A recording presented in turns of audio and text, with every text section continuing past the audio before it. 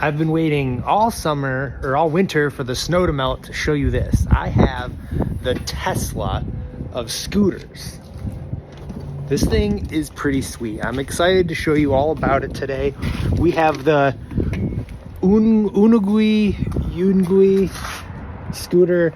I review mostly e-bikes on this channel, a lot of cars, but this scooter is the first scooter I've had that I'm like truly excited about. I've actually been riding it quite a bit, even despite it being, you know, I'm still wearing mittens. It's so cold out, but let's just get into the review.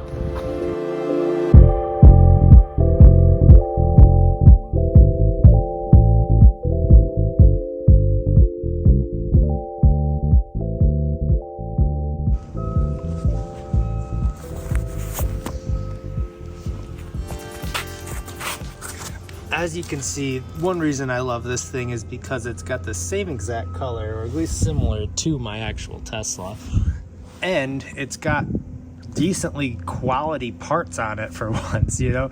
A lot of the scooters I review are totally fine, don't get me wrong, but from top to toe, these guys actually really cared about a unique design and executed on it. I think it's really quality product. I think it's a mixture of some aluminum parts, some steel parts, and even carbon fiber to make this design. The wheels are pretty unique. They're fully rubberized, so there's no air. I don't know if you've ever tried to change a tire on a scooter, but it is the hardest thing in the entire world. Like, I've given up on changing so many tires because it's such a nightmare. So these are just a honeycomb design to allow a decent amount of cushion. I will say that's maybe the one thing I've noticed while riding this thing is that it's a little bit feel every bump, but at the same time, so is every scooter. And the way that this is built, it does absorb a decent amount of the blow. As for folding and unfolding, it is very easy. Oh, before I do that, look at that kickstand. How cute is that thing? It actually works nicely too on uneven ground or anywhere. It really does its job, which is not always the case when there's a kickstand on a scooter, if you've seen my other reviews. Anyways, to fold this guy up, there's a simple mechanism here that you just hold down and then lift up. So I'm going to set the camera down and show you how that works.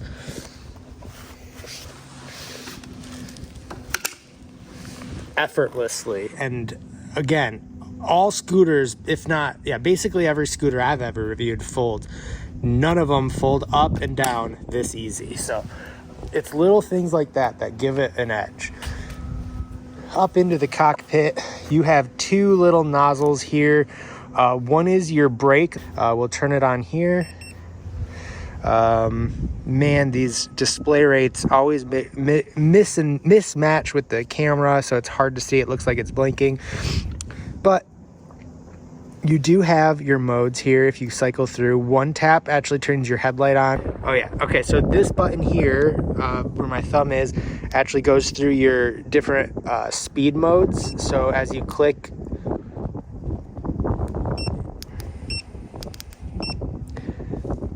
you have to double click and it'll go up to 3, which is the fastest. And then you can double press this button. And honestly, I don't remember what that does. I'll have to get back to you guys. But this little circle comes on and off when you have that. It might be cruise control. Assembly for this guy went very smooth. Take the headset and pop it in.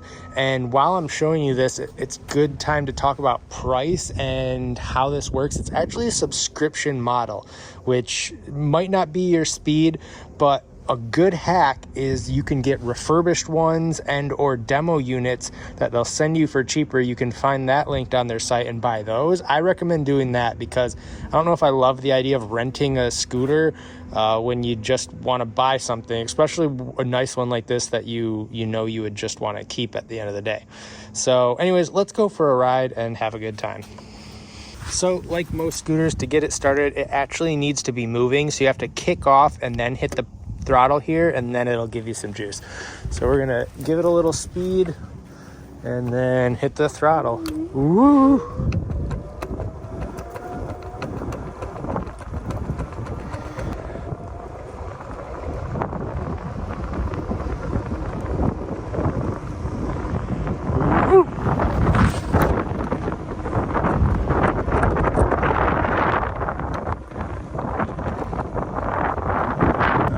we're taking it uphill now. And like nothing. So this does have a 500 watt motor, which gives you a lot of power for a scooter especially. Like I've had bikes that are 500 watts that give me like 30 miles an hour. So on a scooter is pretty awesome.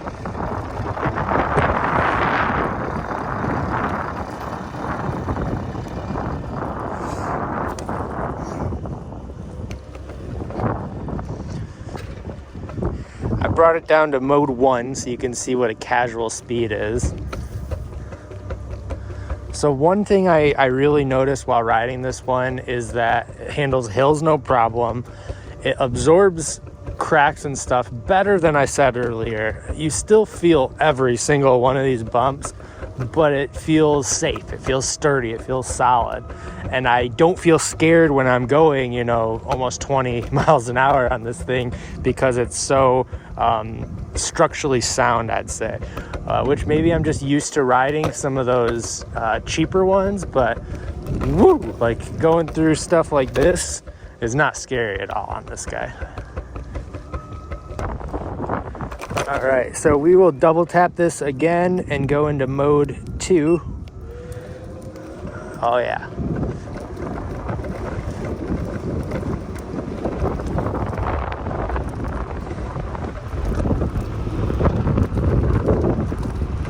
One thing I do like to mention when I'm making these reviews is that, you know, I am pushing 250 pounds. So if I'm getting good performance on this scooter, you as someone who's probably a decent amount less weight than me are probably going to have even more fun, get even more power, get even longer battery range. Sorry, it is so loud.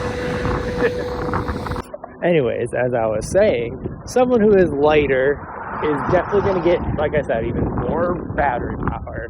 So longer range. You're going to get a little more torque out the jump. You're going to go higher top speed than I am. So if you're lighter than me, you're going to like it even more than I do. And I already like this thing quite a bit.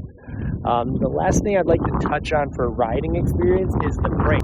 And stop. Woo! With one hand, it could be a little bit much. A lot of stopping power, so nothing to be worried about there. If you're going too fast, this thing will stop you, and I think you can ease into it too. You don't have to slam on it like I just did. So as for like turning and maneuverability, again, it shines at all of that. Like I wish I had more to critique it on, because it almost sounds like I'm just saying only good things here, but I truly just am finding it hard to hate on it at all, which I guess is a great thing, right? Like you want to buy something that you like. So I guess it is pretty expensive at the end of the day, and the way they do their billing, if you do the rentals or rent to own or subscription model that they have, that's a little awkward. I don't love that. I definitely would knock it for that. But if you find this for sale for even like $500 or $600, I think it's easily worth that. No questions asked. Like I said, it's got the power, it's got decent battery. You know it has a good battery in it. It's going to last you. It feels structurally sound, and you're getting a good product from what I can tell here. Like I've said, I've been riding it for on and off, even in the winter. Like I take it for cruises up and down the block on warm days here, and I have fun on it every time. So I really do just, it's just good. I don't know what else to say. Plus, I mean, look at that together with my vehicle. It's like they were made for each other. Did I mention that it's also a fun thing to throw in the front of your car, so when you're charging, you can go for a fun little cruise? That's a good perk too. Anyways, I think we'll keep this one short and sweet because basically I don't know what else there is to say other than that it's a pretty good scooter. So if you're thinking of checking one out, I definitely recommend at least giving it a try. So we'll end things here. Thank you guys so much for watching. If you have questions or want more details, I'll have all that linked in the description. And yeah, thank you guys for watching. I'll see ya.